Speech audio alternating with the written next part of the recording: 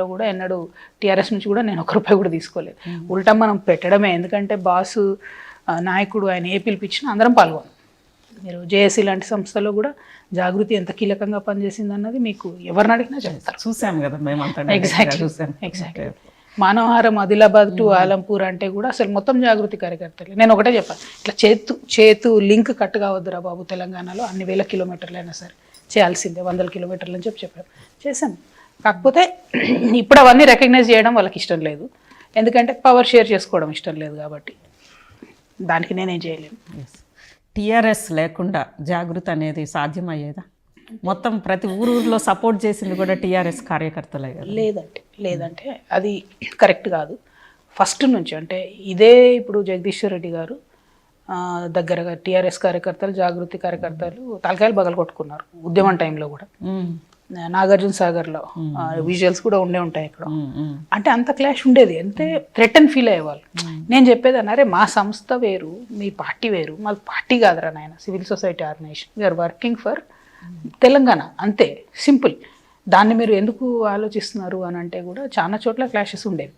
మేము సర్ది చెప్పుకుంటూ వెళ్ళేవాళ్ళం. నేను అదే అనేదాన్ని మా కార్యకర్తలకు, మీకు ఎమ్మెల్యేలతో ఏం పని రా నాయన, మీకు పైరవీలు ఎందుకు, ప్రజా సమస్యల మీద అడగండి, చేస్తే చేస్తారు, లేకపోతే వాళ్ళ కర్మ, వాళ్ళే నెక్స్ట్ టైం మళ్ళీ గెలవరు కదా, చేయనోడు గెలవడు ఎట్లాగో.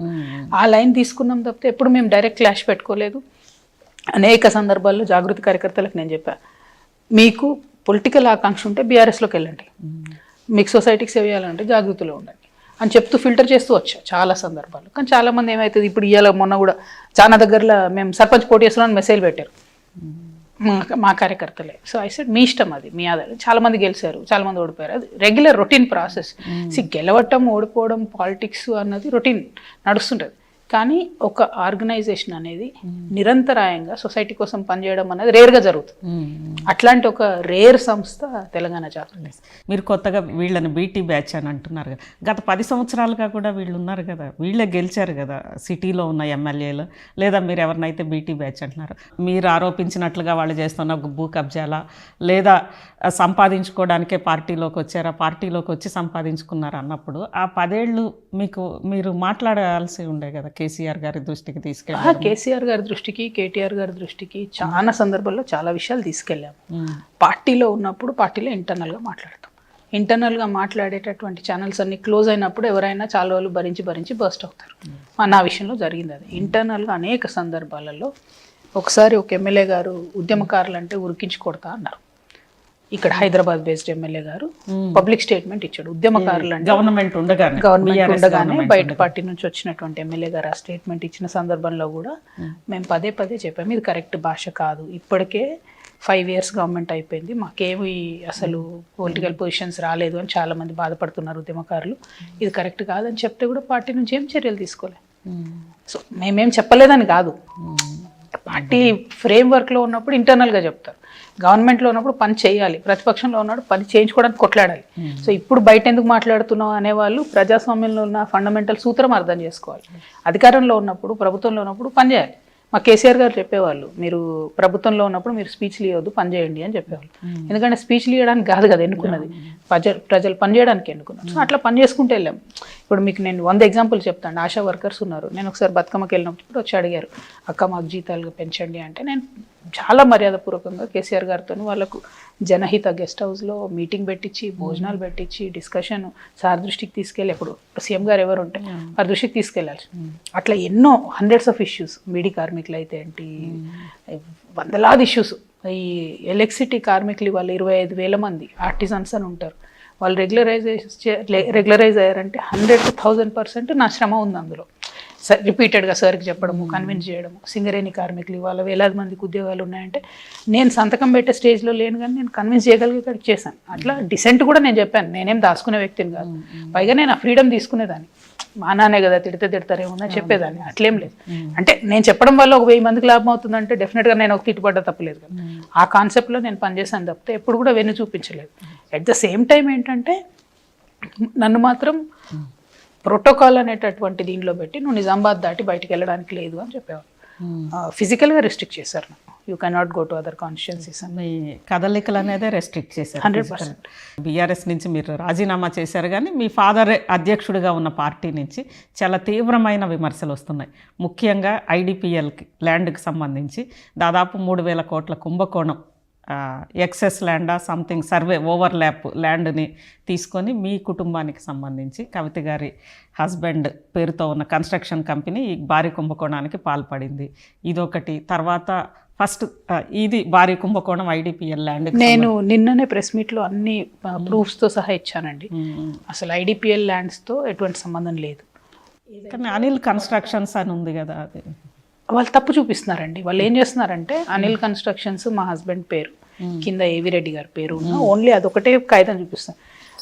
నా మీద ప్రెస్ మీట్ పెట్టిన ఏలేటి మహేశ్వర్ రెడ్డి గారిని కానీ, మీరు బీఆర్ఎస్ కృష్ణారావు గారిని కానీ, ఇంకెవరు మాట్లాడితే వాళ్ళని ఫుల్ డాక్యుమెంట్ ఇవ్వమని అడగండి. నేను నిన్న ఫుల్ డాక్యుమెంట్ ఇచ్చాను మీడియాకి. ఫుల్ ఏదైతే అగ్రిమెంట్ డాక్యుమెంట్ ఉందో బీఆర్ఎస్ ప్రభుత్వమే పట్టా పాస్బుక్లు ఇచ్చింది. అంతకుముందు 1999 నుంచి అది పట్టా ల్యాండ్ అని రిపీటెడ్గా రెవెన్యూ రికార్డ్స్లో ఉంది. బీఆర్ఎస్ ప్రభుత్వం రాకముందు కూడా పట్టా పాస్బుక్లు ఉన్నాయి, వచ్చాక ధరణి పెట్టాక కొత్త పాస్బుక్లు కూడా ఇచ్చారు. సో కంప్లీట్గా పట్టా ల్యాండ్కి ఆ ఇండస్ట్రియలిస్ట్కి కొట్లాట అల్టిమేట్గా. తర్వాత ఎక్కడో దగ్గర వాళ్ళు 2019లో కాంప్రమైజ్ అయ్యారు. ఏది లోక్ అదాలత్లో కోర్టులో కాంప్రమైజ్ అయ్యారు. కాంప్రమైజ్ అయిన తర్వాత మా హస్బెండ్ ఎగ్జిట్ అయిపోయారు దాంట్లోంచి 2019లో. 2022లో బీఆర్ఎస్ గవర్నమెంట్ బిల్డింగ్ పర్మిషన్ ఇచ్చింది. మరి ప్రభుత్వ భూమి అని నన్ను అంటున్నారు. అంటే ఎవరు సంతకాలు పెట్టారు? ప్రభుత్వ భూమికి ఎందుకు పర్మిషన్ ఇస్తారు?